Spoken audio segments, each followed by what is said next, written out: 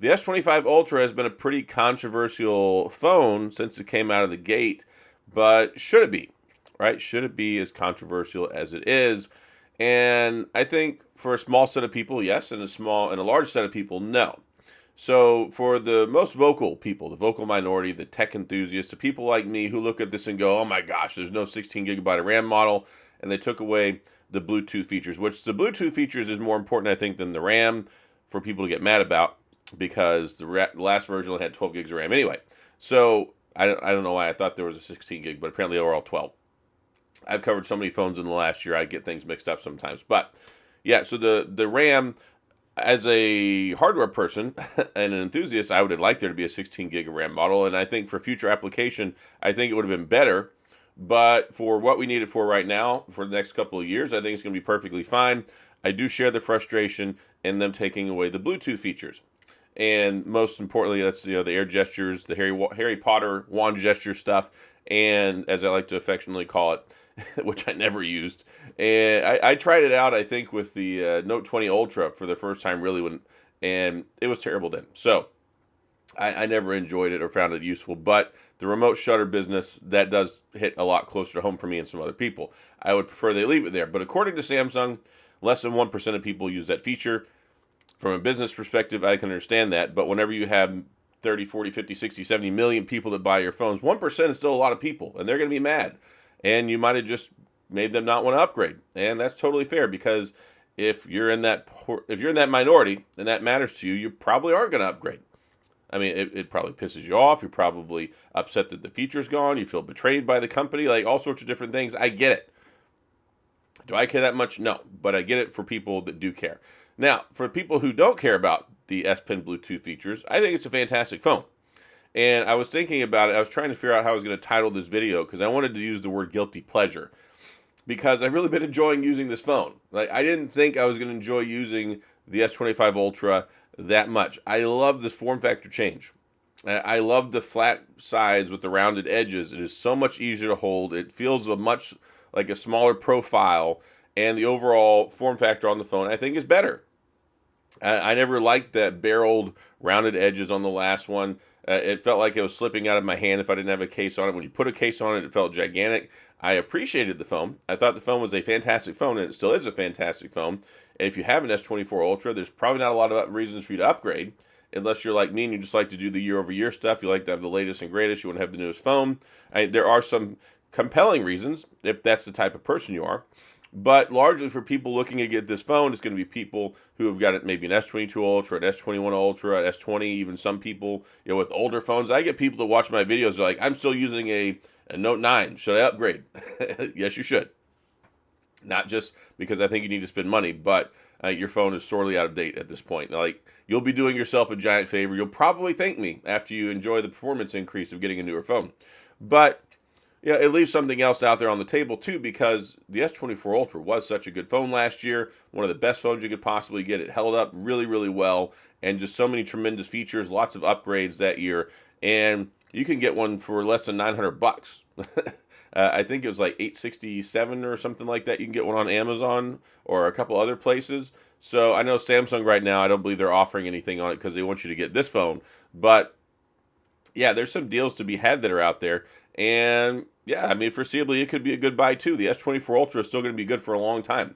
We don't just magically stop saying, okay, it was one of the best phones of last year. Some people said it was the best phone of last year. And then we turn into a new calendar and forget that that phone exists. Like, it's still an amazing phone. And it's still going to be supported for 1, 2, 3, 4, 5, 6 more years. 6 more years of support. It hasn't even gotten its first operating system update. Like, we're still waiting for One UI 7 to come out. It should be this month for the S24 Ultra. So I think the S24 Ultra is still going to be a fantastic phone. I think if you can get one for a good deal, a good price, like, you're going to love that phone too. So if you care about those air gestures and you care about the shutter feature, maybe the S24 Ultra is still a good option for you. For people who don't care about that and who want the latest and greatest, who like the form factor change, who like the slimness they've added to it, who like the camera changes they've made with going back to the drawing board and reworking the camera algorithm and working with Snapdragon, like, there's some nice stuff here. The Gorilla Glass Armor 2, I haven't really seen any scratches so far, but I mean, I think it's better. I haven't put a screen protector on here yet. Normally I put one out of the box, but I'm playing with fire a little bit right now because I want to see how good it actually is. I did this with ceramic shield when the iPhone came out, and then I got pissed because, of course, I got surface abrasions all over it. Gorilla Glass Victus was supposed to be the second coming of glass. It still got micro surface abrasions all over it. So playing with fire here a little bit. But anyway, I think it's a really good phone. I think it's a tremendously good phone. I've really been enjoying using it, and it's something that I think there are meaningful updates here. I think the performance, I have noticed the performance increase. It might just happen to be a lot to do with One UI 7. They've changed up the animations maybe a little bit. I don't know, but it feels smoother.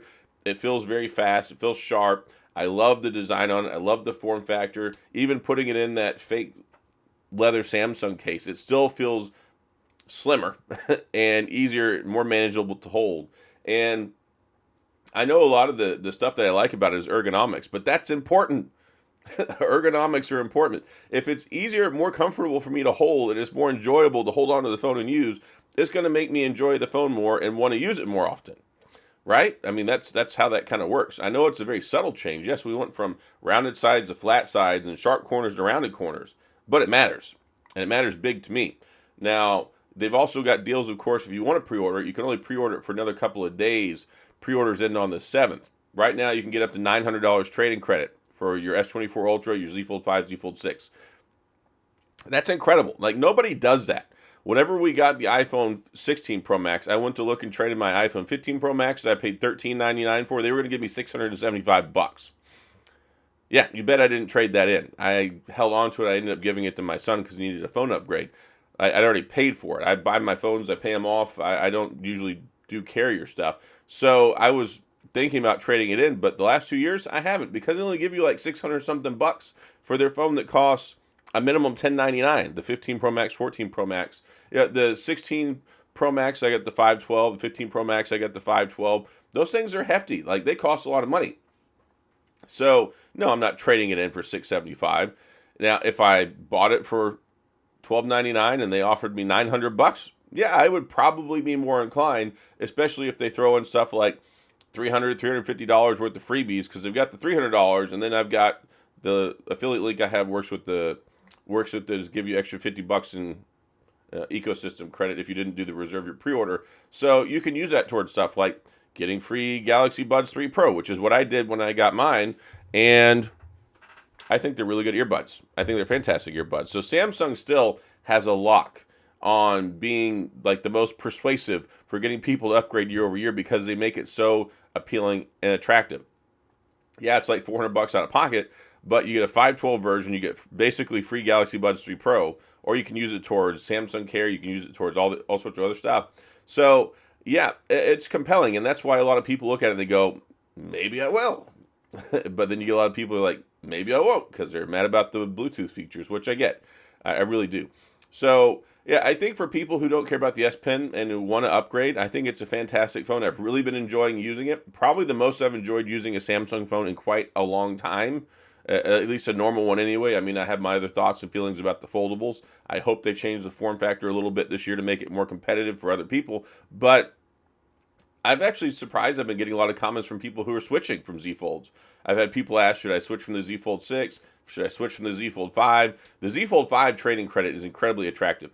If you went to a Fold and you don't enjoy it, then sure, come back. Come back to a normal phone. It's very simple. But if you're happy with it and you're like, oh, maybe should I switch? Well, if you're happy with it, maybe just hold on to it and enjoy it. I mean, you've only had the phone if you got a Z Fold 6 for like 6 months, right? So, yeah, I don't really encourage getting rid of a $1,799 phone like 6 months later. That's not a really good business decision. But anyway, the phone is fantastic. I really enjoyed it. I've enjoyed using it a whole lot more than I expected to. I've really enjoyed One UI 7. It's been nice having Android 15 on here now. It feels sharp. The screen, it's beautiful. It's bright. It looks sharp. I mean, there's a lot of stuff I enjoy about this phone. So, that being said, I mean, if you're looking to get one, I think you'll be happy. If you're looking to be angry about getting one, you're probably not going to be happy because, I mean, you're already not happy about it, so why buy it, right? So, I think for that's kind of how I want to parse this, because I don't want a good phone to be tainted by bad news, right? I mean, there are people, presumably, yeah, hundreds of thousands of people who are upset about the S Pen, but there's millions who don't care about the S Pen. So if you don't care about the S Pen, functionality, like the S Pen's still there, of course, and it works great. But I mean, as far as the Bluetooth functionality, if you don't care about that stuff, then it's going to be a fantastic phone, and you're going to love it, and it's really good. So, I mean, that's kind of how I want to put it. I mean, I understand the frustration in one camp, but I don't want to ruin that for the larger 99% majority, at least based off Samsung's numbers, who would otherwise presumably really enjoy using this phone. And it's good. Like, it's really good.